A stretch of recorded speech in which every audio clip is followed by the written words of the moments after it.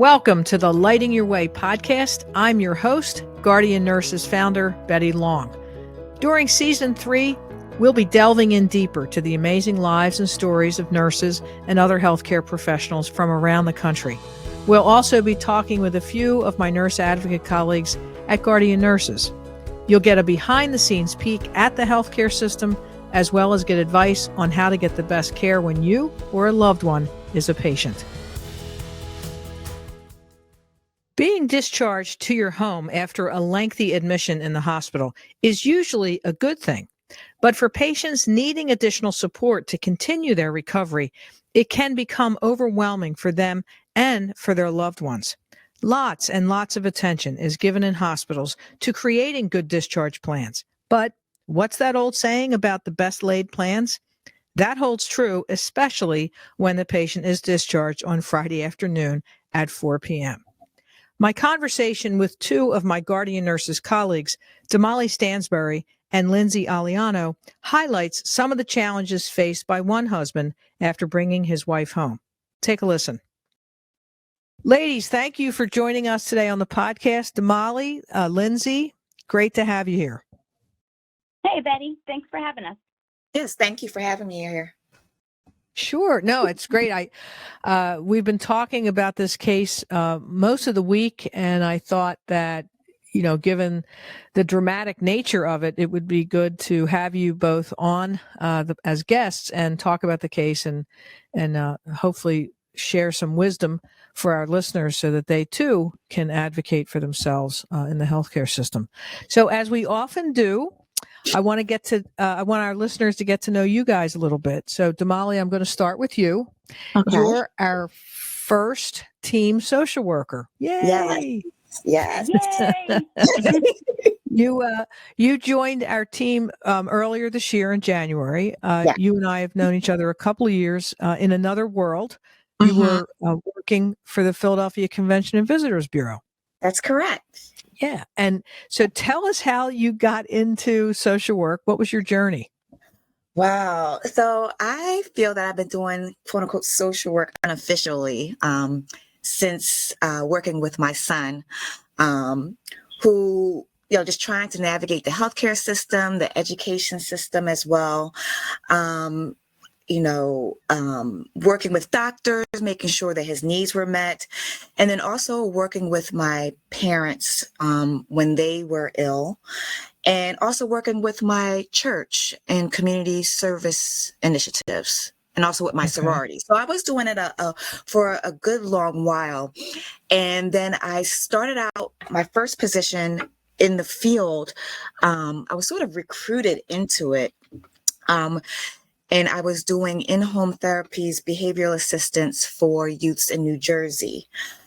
And because of my background and, being a parent that was going mostly through what the families I was working with going through, a lot of the clinicians and therapists relied on my feedback, which normally they wouldn't do so in a person in the position that I was in at the time.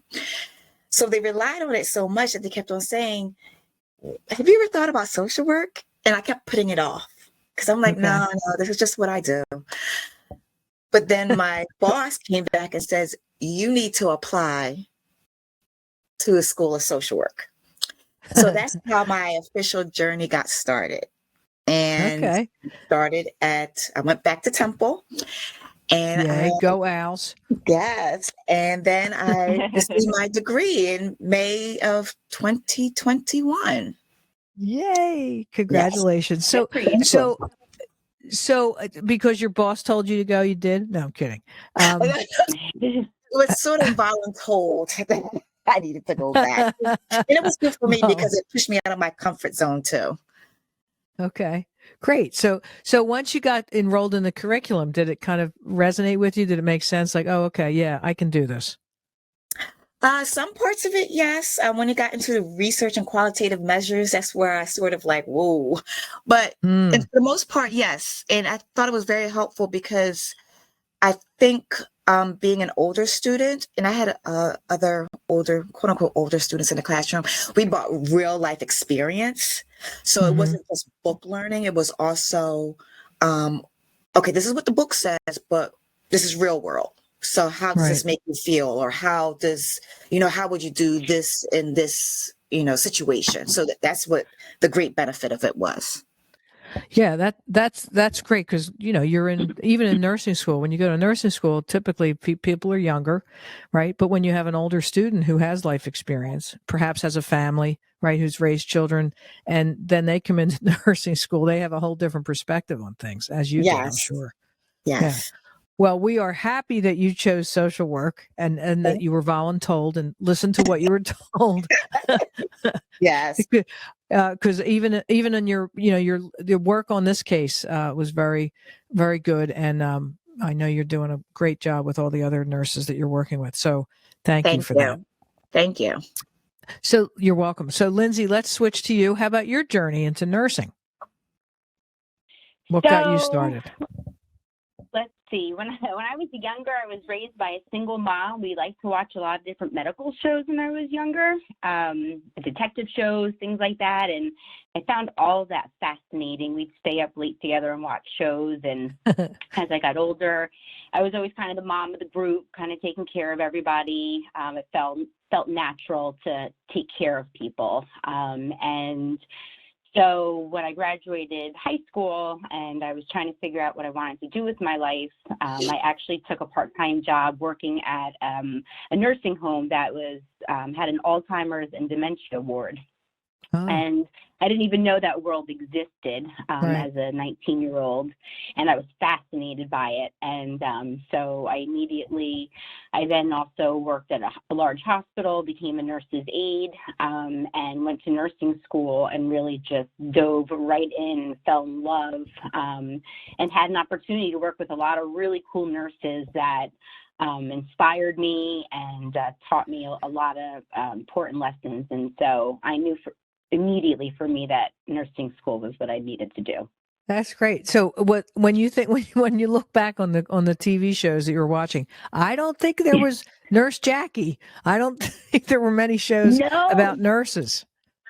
No, there wasn't, but they had a lot of shows where they would do like surgeries. They were like real shows, and they would show like different like procedures and different things, and I was fascinated by them. But no, none of the reality shows are on at that point. But they were all real shows on like, weird channels, and but it was so fascinating, and I just thought like, I want to do that. I want to be standing there as a doctor doing that. That's great. I was talking to a friend last week who's in her 70s, and she remembers. You guys probably don't remember the books Cherry Ames, which was I think the authors. I think it was back in World War II. So this was remember Nancy Drew books, right? Yes. She was right. She was the detective. Well, it was a similar series on nursing, and the woman's name was the character's name was Cherry, as in like Bing Cherry Ames, Ames. And a lot of women that I talked to, in their 70s and 80s who were nurses, really, those books inspired, kind of like the TV show for Lindsay, but those books inspired them to go into nursing. So, maybe this podcast will inspire someone to go into nursing. Who knows? You never know. I hope so. You never know. Right. So thank you both for sharing that history. So let's talk, let's dig a little bit deeper into this case. So, Lindsay, you are one of our mobile care coordinators over in New Jersey, working with a large fund that has probably close to 40,000 belly buttons, as we call them. And Damali, you're our social worker who kind of, pitches in and helps out as the nurses need you. So this was a collaborative effort.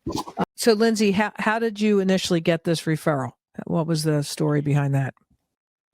So it was the end of a Friday afternoon. It was around 5 o'clock, and my team lead called and said that there had been a direct call from a case manager of a large insurance company, and they felt that they had a patient that could really use some help from our services. Wow. The patient was going to get discharged. And wait, they were going to get discharged on Friday. First of all, we don't often get referrals from the insurance case manager. So kudos to her, right? Because there's only certain things that she can do. because I think that's part of the challenge of being an insurance case manager is that you're kind of constricted by your insurance restrictions, right? So, Right. so she reached out to guardian nurses to help this family, which is pretty cool. Okay. Correct. So go ahead. I think she had received a call from the social worker at the hospital who was helping with the discharge planning and knew that this family was going to need a lot of help. So my team lead had called and said, listen, I really need you to put a call out. The patient's already discharged, but if you can call and set up a home visit with them, I think it would be a really good idea to help them. That's great. So I said, of course. I called them Friday late afternoon. Unfortunately, I did not connect with them. I called early Monday morning, and the husband picked up and said, please, I need you to come over now, today. Oh, wow. So I did. So I went over, I got a history of the patient. The patient had actually, it was a very interesting case. The patient had been admitted to the hospital after taking 2 different antibiotics and forming a very, very, very severe rash called bullous pemphigoid. It's very rare. And what it does is it causes these huge, huge, huge blisters from head to toe that open and weep and bleed and are very, very, very painful. Wow. And they continue to grow and they take a very long time to heal. And a lot of times this could be from a low immune system or a reaction to a medication. Wow. The patient had started. What was she on? What was she on the antibiotic? So she had been taking 2 antibiotics and developed a rash, obviously she was allergic to the antibiotics. So she had a rash to start. The dermatologist put her on an antibiotic. Then a week later, she developed a UTI. So the doctor put her on another antibiotic. Wow. And so between the 2 antibiotics, she just became increasingly worse and worse. Wow. Had to be admitted to the ER due to the extensive nature of the condition of the rash. Wow. It was literally everywhere that you can think of from head to toe. Wow. So she was very sick. And so while she'd been in the ICU for about a week, she also, was getting physical therapy a little bit in the hospital, and she was trying to regain her strength. She was always awake and alert, but she was in a lot of pain, but really struggled and wanted to be independent. So when they were getting discharged, going to rehab was not an option for her. She insisted that she wanted to go home with help. Okay. So this is where we come in. So the visiting nurses, of course, set up. They had a visiting nurse set up to come in. I had called the patient to say that I'd come and see him. And when I got there, they needed a lot of help. And so it was clear that it wasn't going to take just me. It was going to take a team of us to get them what they needed. The husband had to work full time all day long, and the wife was going to be home by herself. And so when you came out on, she was discharged on Friday, which is not a good day to be discharged because, especially in the late afternoon, right? Because agencies are closing at 5 and, not typically going out on Saturday or Sunday. Huh. Okay. No, and not typically going out right away either. There's usually a few days delay just because of, there's a staff shortage. It's, post-COVID, just the world's a little different and it takes a little longer to get people out. Okay. So he said, I need you to come out now. Okay. And that was Monday morning, right? Yep. So I got there Monday morning. I asked, I walked into the house and you could tell how much he cared about her, but it was difficult for him to care for her. And so I called the visiting nurse service that they had already implemented through the hospital. And I said, somebody's got to come out like tomorrow. Like this can't wait. We can't wait a week. We need something now. Right. So the nurse actually did show up the next day, and she was very upset as well as to what she saw. So she called her case manager and asked her to come out to the house right away to help provide resources for the family. Wow. Was this patient? I'm sorry to interrupt. Was this patient, when he was working, was she alone in the house? Did she have any family or kids? Oh, she was alone. No family, no kids. She's all alone in a small apartment. And so what happened was she was so ill the first week, or needed so much help the first week at home. The husband, I actually spoke to the HR director for the husband's work. And we spoke for a while because she was so concerned about him, and she gave him the week off so he could be home with her for a week until we figured out how to get her coverage all through the week. So I worked with the human resources director. We figured that he could stay home for a week, and then at that point I could get the visiting nurse and the physical therapist to set up a routine and set days, and then we would know how well she would be covered. So there was a lot of logistics, it sounds like, right? So you're going into a situation thinking that, home care set up and things will be okay, but in reality, they weren't coming until a little bit later. You had to make the call to get them to come in. Like, there was a lot of, I guess, heightened interest in getting this woman the care she needed at home. Oh, yes. It was obvious right away that she needed care immediately. And unfortunately, her husband couldn't provide for her for various reasons. So I spoke to the case manager. We did a meeting. She was at the home to see the family, and I was on the phone talking with her as well. And she had left them a handwritten list of resources. English is not their first language. And I could tell immediately that the husband was overwhelmed, that he needed to call all of these resources to try and get help. So I offered to call the resources. There was about 9 or 10 of them. It was a long list. And I set out to go ahead and call all of them. She didn't qualify for some of them due to her age or different issues. But overall, we were able to get Meals on Wheels. I was able to get a program called Friendly Visitor Program, and they sit with her and hang out with her for a little bit, a few hours a week. I was also able to get transportation grants completed for her. We also got some of her utilities paid based on the Office of Hispanic Affairs. So I reached out to them. And the biggest piece was getting her set up for Medicaid. And so that's when my new good friend Damali comes into the picture. So, wow. Damali's thinking, thank God you only called me then, because sounds like Damali could have been busy making those calls on that list. So tell me a little bit. Wait, I want to get back to the friendly visitor. So those are volunteers that just come out to the home. They don't charge, right? They're volunteers. Correct. You fill out an application, a short application. They're all volunteers. There's a lot of restrictions. They certainly can't help with certain things. They don't do bathing or anything like that.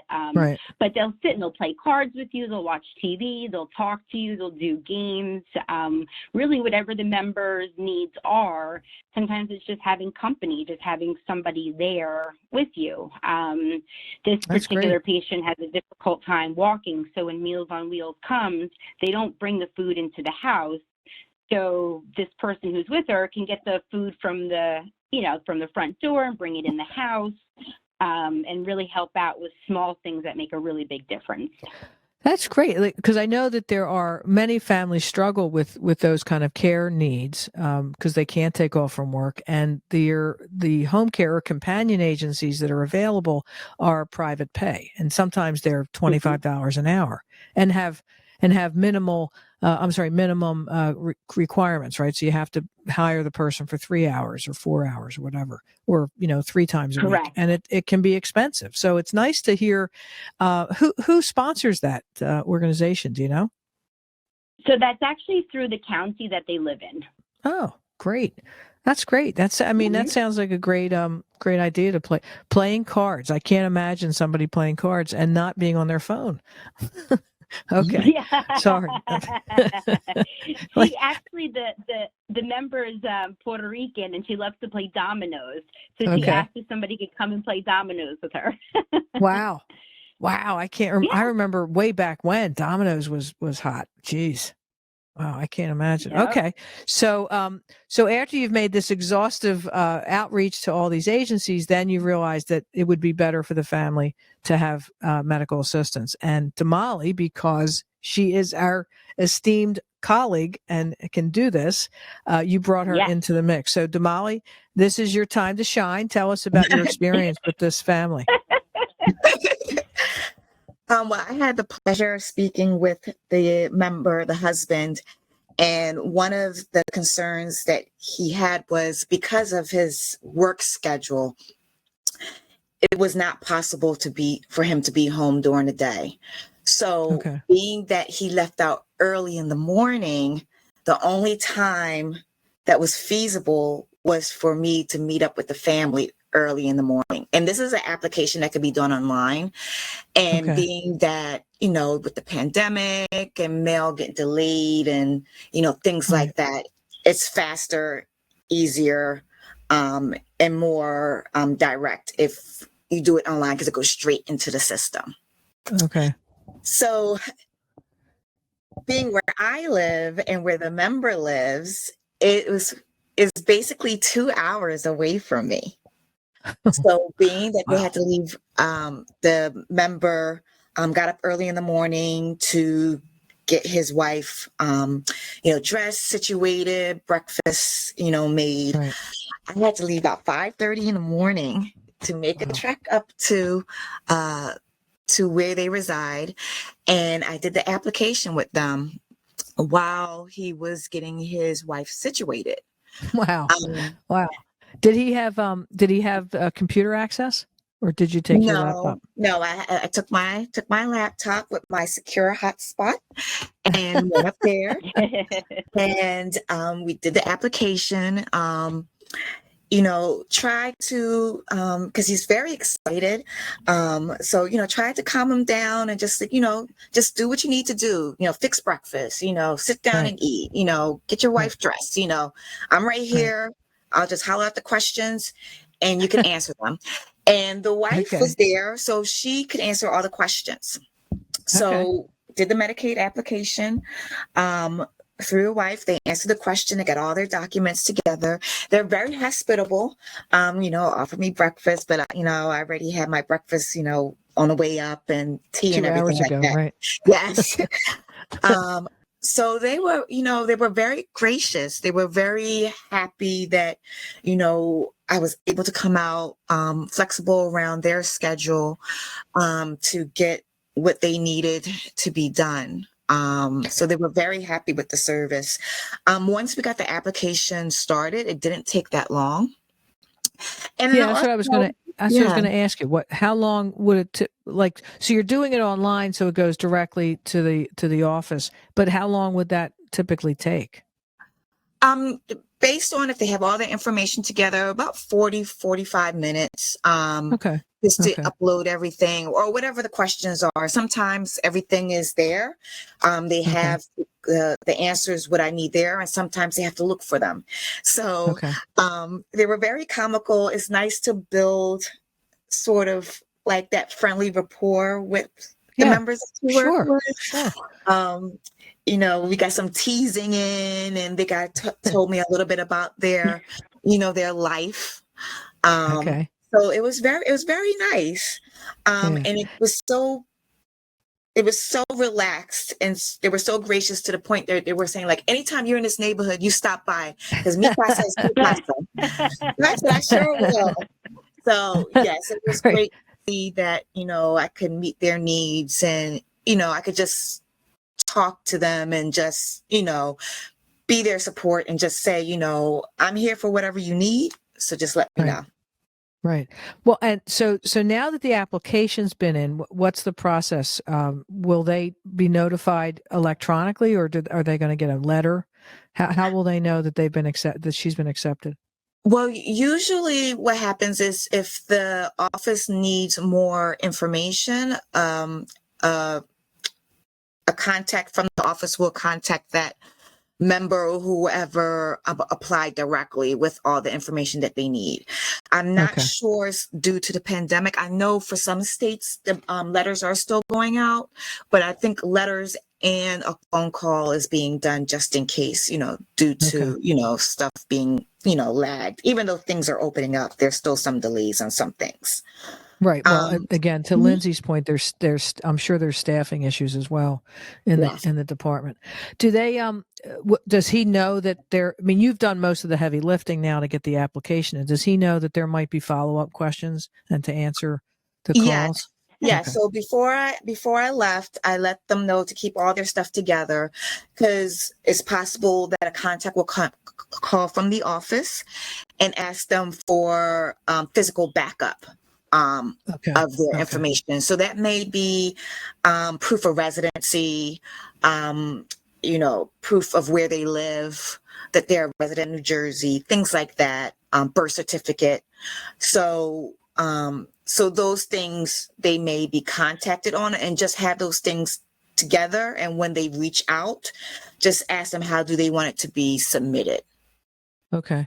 So this patient, I'm sorry, the member has insurance through his employer, Correct. and his wife is covered. Yes. So why did we think it was important to get her application for medical assistance? What benefit will that bring her? Because there's just some services that, like home health, and additional resources that are only accessible through Medicaid. Um, Even though this person had um, private insurance, they also had Medicare. So that also enhanced their benefit. So with the Okay. Medicaid, they can get some additional resources that's not accessible through the private or Medicare. And Okay. also when in terms of co-pays, if they have any medical bills or prescription co-pays or even a doctor visit co-pays, the Medicaid will also pick it up, whatever is left over. So Okay. that's an additional benefit because there was also some financial restrictions in the home as well. Okay. Great. Yeah. So the benefit of if you qualify for additional services, let's get you enrolled so that you Yeah. can get those services. And sounds like her recovery, Yeah. Lindsay. Let me go back to you in terms of her long-term recovery, clinically, right, physically. How long do you think this is going to take for her to get back to baseline? So it's going to take weeks. Apparently, these blisters take a very long time to heal. And so she is getting better. They're starting to, what they do is it forms a big blister and then it bursts.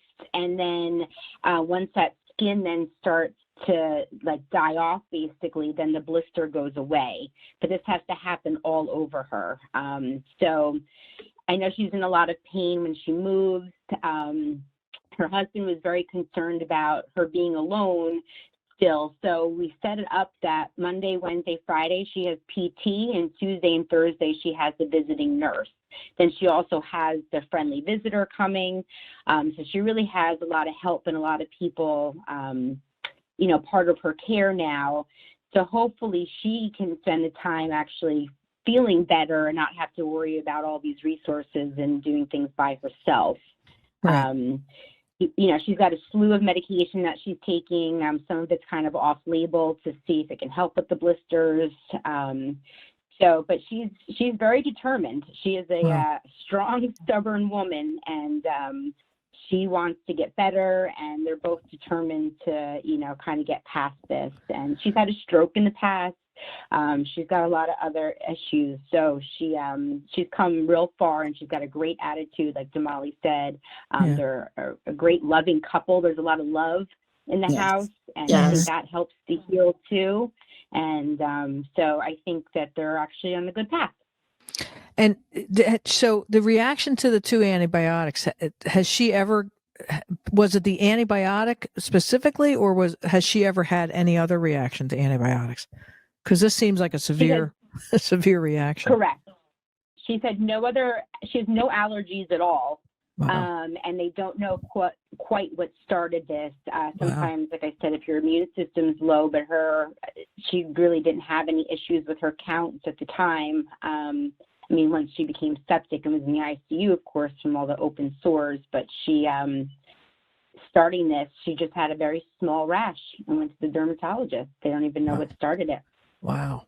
She must have been scared to death when all those blisters started popping up. Oh, I think so. I think she was so overwhelmed. I think they were all overwhelmed. She kept Right. having a million doctors in the room. They're all looking at her, trying to figure out what it is. Right. Like all the residents are staring at her. It's a big Right, learning right. opportunity. So Right, I think she right. just had a lot going on in the hospital, and I think they're happy to be home and just to try to get back to some normalcy. But yeah, just like you, Damali, I got promised some dinner too, so maybe we can go over together and we can eat. Yes. Yes. Hey, I listen, when I was doing the mobile care work, I had lunches with patients who were we would go out to lunch and kind of I remember this one gentleman, we went out to lunch, and of course he was diabetic, and he wanted to get dessert, and I just looked at him like, really, you're going to do that right in front of me? Okay. All right. His wife just shook her head like, oh, geez, this is all the time. Like, okay, no wonder your hemoglobin A1C is high. Anyway, so maybe you don't want to look away when you're eating. When you're out the right, look away. Do as I say, not as I do, or do as I whatever. Anyway, so let me get so she's continuing. You'll continue to support her, both of you, and of course, Damali, if they need any other additional support, I know you will be there. Yes. But it sounds like they have a pretty good team. Particularly, I'm really impressed with the volunteer aspect of having somebody just sit there as a companion. That's kind of cool. Great program. And if I can give kudos too to the visiting nurse team, they actually were very responsive. They saw the urgency. They didn't poo-poo anything. They came right out. I don't know how many physical therapists actually come out 3 days a week and the nurses twice a week, but they made that happen for this couple. And I think just the way we all came together has been really great. And they're so happy and so grateful and constantly calling me to thank me. And it's really nice.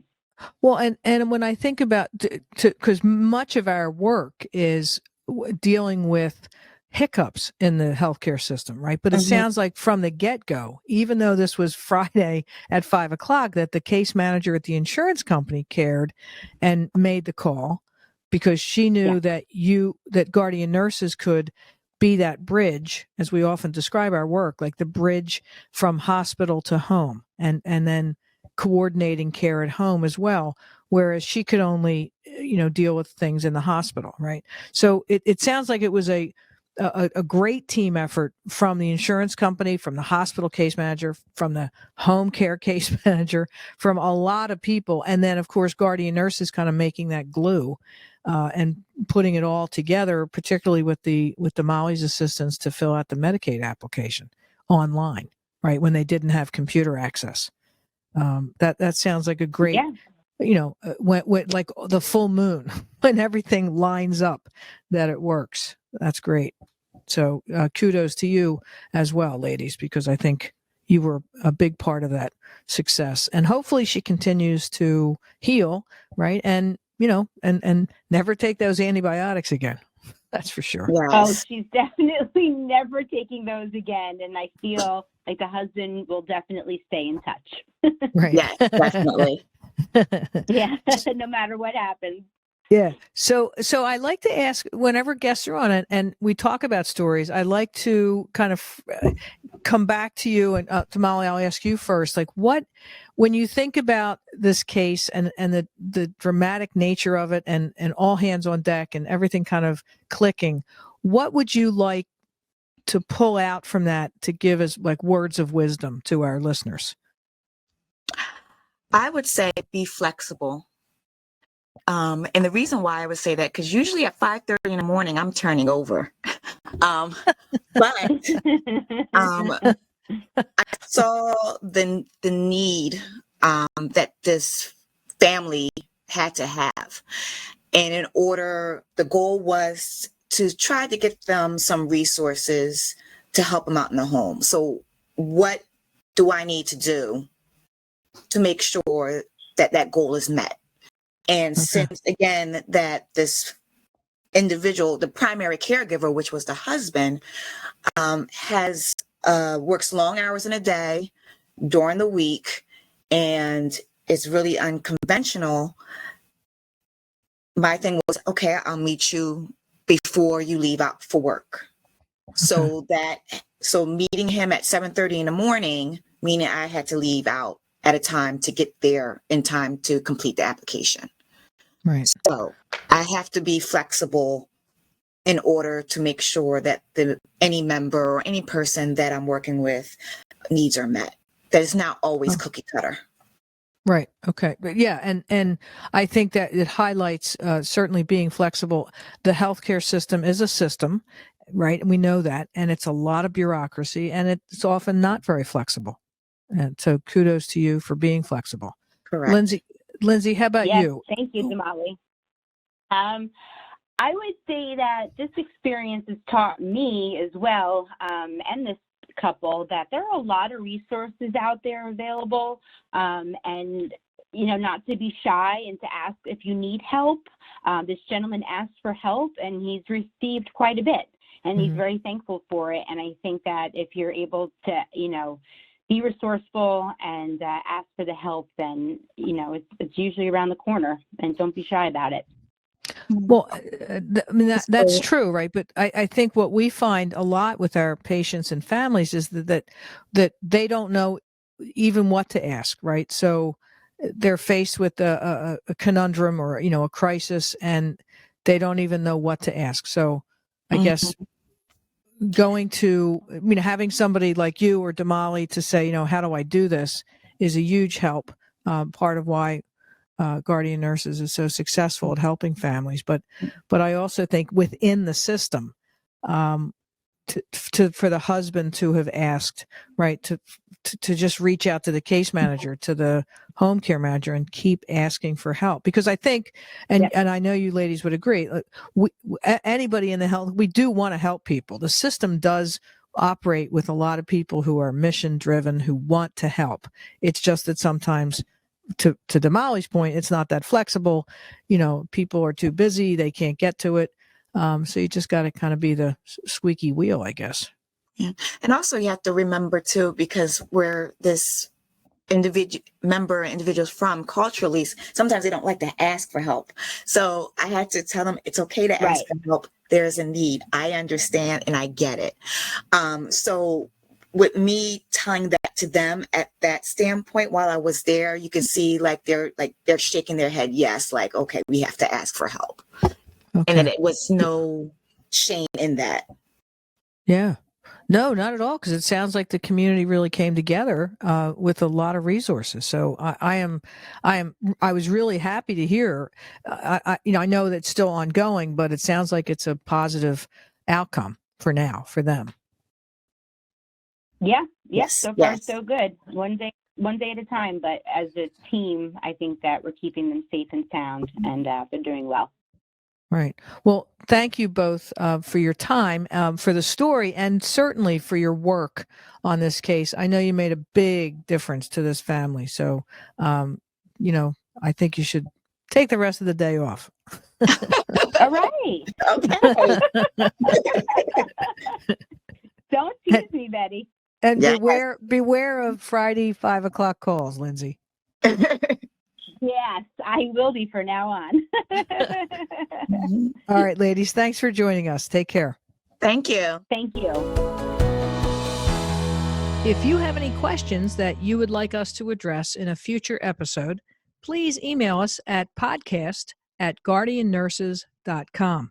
That email again is podcast@guardiannurses.com. We would love to hear from you. Thank you for joining us this week. You can find the Lighting Your Way podcast on Apple Podcasts, Google, YouTube, Spotify, and Stitcher. If you liked what you heard, tell a friend and leave us a review.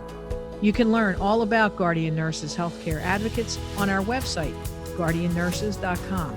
So until next time, find some joy in your life, pet all the good doggies and kitties, and remember to tell your people that you love them. Take care.